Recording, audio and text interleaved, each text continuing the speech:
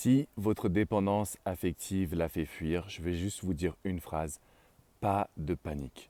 Ça arrive dans la majorité des ruptures, dans la majorité des séparations. On ne s'en rend pas compte, mais quand on est en dépendance affective, on peut mettre une pression inconsciente à la personne qu'on a en face de nous.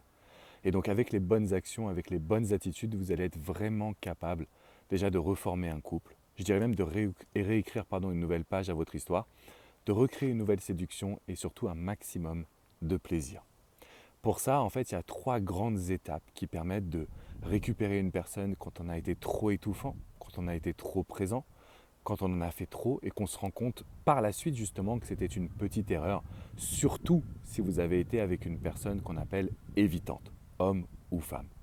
La première étape que j'aimerais vous transmettre, c'est le fait de montrer à l'autre que vous avez une compréhension.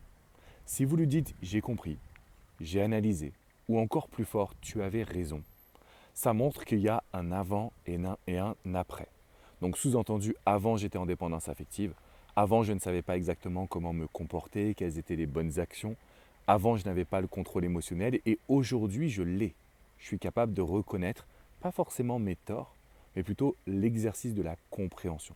Je suis capable aujourd'hui de pouvoir mettre des mots sur ce que j'ai vécu. Ça c'est la première étape. La deuxième étape, c'est les actions. Si vous avez envie que la personne vous pardonne, si vous avez envie de pouvoir recréer un couple ou tout simplement d'améliorer votre relation post-dépendance affective, il va falloir qu'on montre qu'on a réalisé des actions.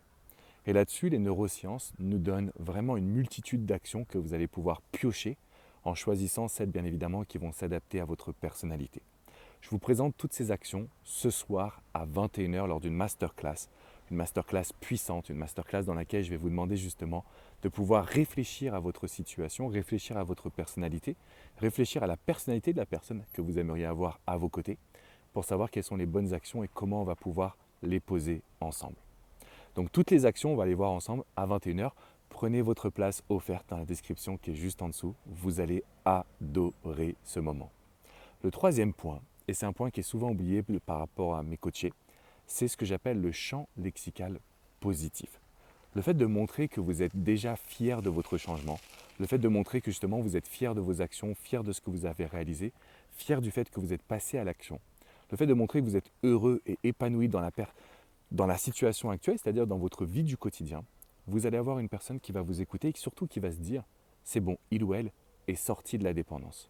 Donc je vous mets au challenge de me rejoindre ce soir à 21 h. On va travailler sur la compréhension de la situation, les actions à poser et le champ lexical. Comment prouver à une personne que vous êtes passé à l'action sans l'étouffer. Parce que c'est ça notre challenge.